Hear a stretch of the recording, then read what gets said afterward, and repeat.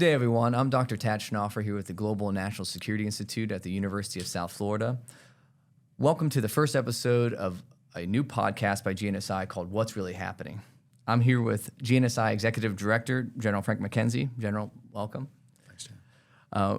Who will join us for every episode of What's Really Happening as we explore urgent security issues that face the globe.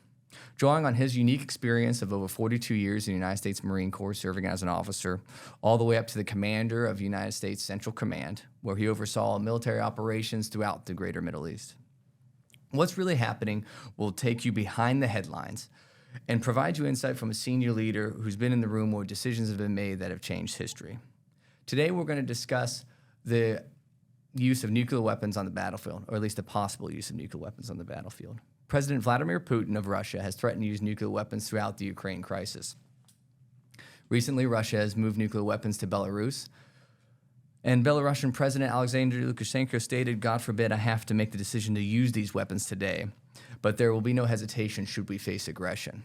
He would later comment that nuclear weapons are weapons too, implying that they're no different than conventional bombs.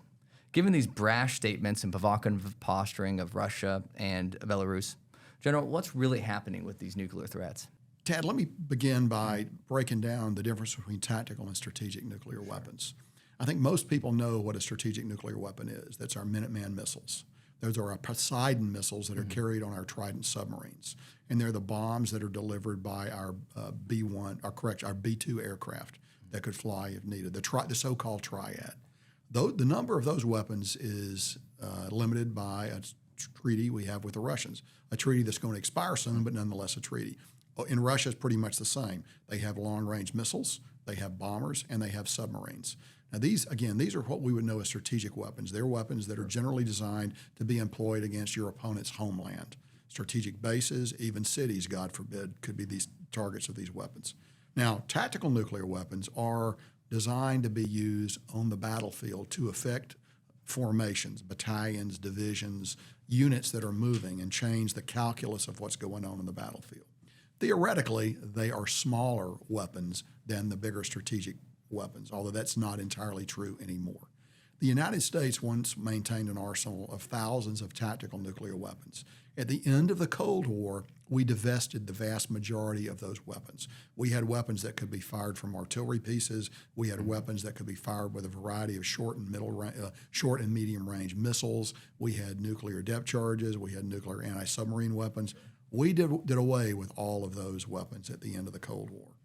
And we kept today about 300 gravity-delivered flown and dropped from an airplane, B-61 nuclear weapons. Those are the only tactical nuclear weapons that the United States possesses. Russia did not divest itself of its tactical nuclear weapon capability. And today they have between 2,000, perhaps as many as 4,000 tactical nuclear weapons. I don't know the exact count, but it's certainly in excess of 2,000. And these are weapons that they never chose to divest. They can be used on the battlefield, they can be used at sea, they can be used in the air. And they also have the delivery systems to go with these weapons. Now, they're not covered by any strategic arms limitation agreement with the Russians because it fell beneath the level of strategic arms talks. Right. So what we have right now is President Putin has a wide variety of nuclear weapons, a vast menu of options, if you will, that he can actually choose to employ should he elect to do so.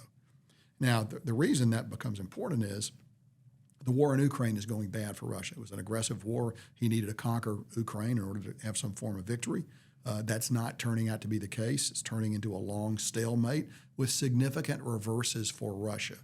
So the danger that we enter now, Tad, is that as we enter this period and President Putin seeks to change what's going on the battlefield, his ability to do so with his conventional forces is increasingly limited. He's beginning to run out of things he can do, which makes the possibility of using tactical nuclear weapons either on the battlefield or as a signal to us of his intent more likely. It's a very dangerous phase.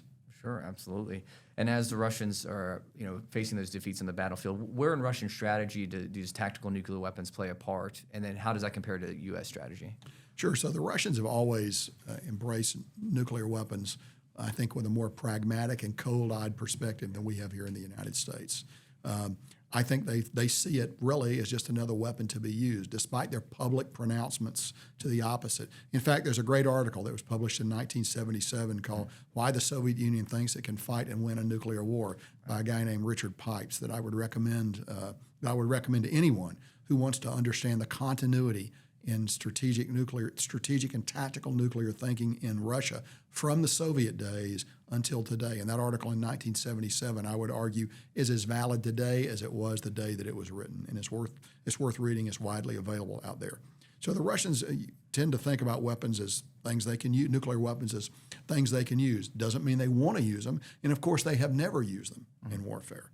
Now, on the other side, the United States, first of all, we divested ourselves of most of our tactical nuclear weapons, and we bear a unique burden because we're the only nation to actually employ nuclear weapons against other people. And we did it to end Japan's part of the Second World War. And I would argue we saved many lives by doing that. But nonetheless, that's been a moral burden that we have carried ever since then. So we tend to be far more circumspect in our thinking about using nuclear weapons, particularly on the battlefield, although that did not stop us in the 1960s, 70s, and 80s from using tactical nuclear weapons as a counterweight against conventional Russian superiority in Europe during those dark, dangerous days of the Cold War. And in fact, then we felt the Russians had conventional overmatch, and we felt that we would need to use tactical nuclear weapons to give NATO a chance to defend itself should the Russians attack. In a way, the coin has turned to the other side now.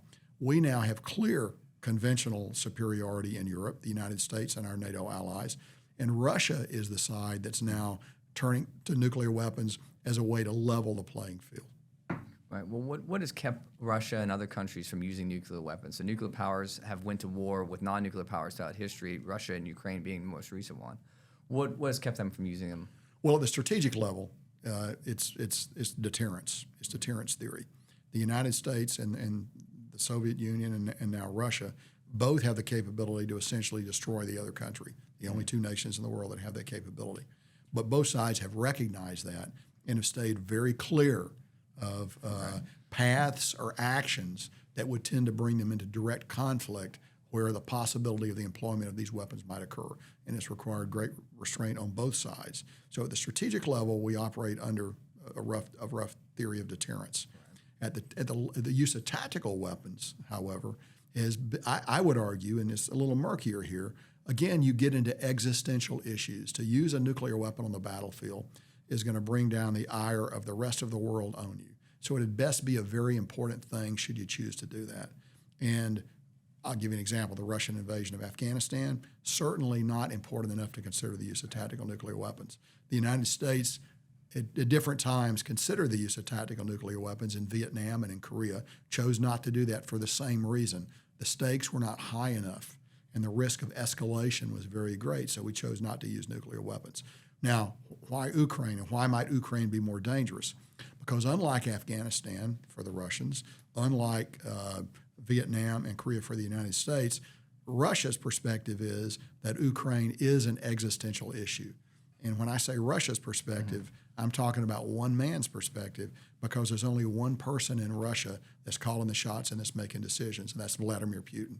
So that's why the danger, I think, of a use of nuclear weapons, tactical nuclear weapons, is higher now than it might otherwise be, because he's identified this as a critical core issue for Russia, and his forces are behaving poorly on the ground. He himself has been threatened in terms of preservation of his regime. And of course, self-preservation is the highest goal of all totalitarian regimes. And for him is preservation of Vladimir Putin. So I think that's why we're at a stage where the possibility of the use of nuclear weapons is greater than it's been at any time, really, in my experience. It is interesting because a lot of the, particularly European allies, are wondering what happens if Ukraine does start to win and it pushes that line for being existential threat. So when do you think it kind of crosses? Is it when Ukraine crosses a Russian border somewhere as an invasion that pushes it to that limit where Putin might use a nuclear weapon? I certainly think an invasion of Russia would cross that line. I don't think there's much risk of that occurring. Sure. I think Ukraine is smart. I think the Ukrainian leadership is smart enough to realize that would be crossing the Rubicon in a huge way. I think Ukraine is going to be satisfied with ejecting Russia from territory that Russia has illegally seized. Now, the danger will be how important does Russia view that territory, Crimea and eastern Ukraine that they have seized. Right. Well, and that's part of the idea that Russia annexed those territories, so they're trying to claim that it is Russian territory. So there's this murky, idea of where does Russian territory end and begin? You're absolutely right, although I think even Vladimir Putin has to recognize that the rest of the world does not agree with that annexation. That's correct. I don't think too many people recognized it in general. So what can the West do then to make sure and deter Putin from using nuclear I think weapons? our messaging needs to be clear and unambiguous. He needs to know that there will be consequences should he choose to act in such an extraordinarily reckless manner as to employ a nuclear weapon. And Chad, I need to be clear. I don't think that, and again, I'm guessing, I'm looking, I don't have any particular inside knowledge here. I'm guessing he would not choose to use it against a military target initially. I think he would choose to do what we would call a demonstration shot, maybe a shotting over a detonation somewhere over Russia, maybe something high in the atmosphere that would say, "Look, I'm displaying a nuclear weapon, a nuclear capability, because you're not listening to me. Now you need to listen to me." So I think that's a possibility. Because what he wants to do is he wants to make it hard for us to gain international coherence in responding to this. And so that's why on our side it's important that we work very hard to maintain the unity of NATO and the other nations that are allied with us against this the provocation of the Russian attack into Crimea. So we want to maintain alliance unity. We want to maintain coherence in our political and diplomatic goals. He wants to chip away at that by using it. It goes back to an old theory that we've heard before that the Russians are fond of and that Putin is personally fond of. You escalate to de-escalate. If you get in trouble, you raise the stakes so the person that's sitting across the table from you finds the game too rich and he backs away. And that's really what nuclear weapons give him the ability to do. So let's say that deterrence fails. He does a smoking gun or warning shot, and it still does not get the desired effects, and he ends up using a nuclear weapon on the battlefield somehow in Ukraine. So what would that look like? I think our response would be very different to a demonstration shot, in which no lives were lost, and then a weapon employed on the battlefield. I think that my guess is we will work very hard to not go tit for tat here. Sure. I don't think we want to start up the nuclear escalation ladder. I think we would work very hard to find things we can do, and there are things that we can do that would not require the use of a nuclear weapon in response. And I think that's sound policy. I think it's great policy to try to avoid that. But, really, a lot comes down to how aggressive and how reckless Vladimir Putin is going to be himself. Well, you keep making these threats about using them on the battlefield, but would they really turn the tide, do you believe, in the current struggle? Well, nuclear weapons can bring great destruction to the battlefield. I've been trained in their use, but they're a dual-edged sword. They're a danger to the attacker as well. A lot comes down to prevailing winds. Where's the fallout going? Right. Which direction is it going? So that we used to spend lots of time looking at this in Europe because we were under the contingency of possibly having to employ nuclear weapons in the defense of Europe.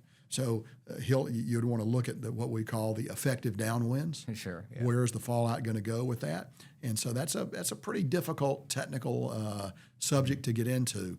The Russians, I would wager, have looked hard at it. We wanted to set it aside for a long time. Hopefully, we're now re-engaged in studying that as well. Sure.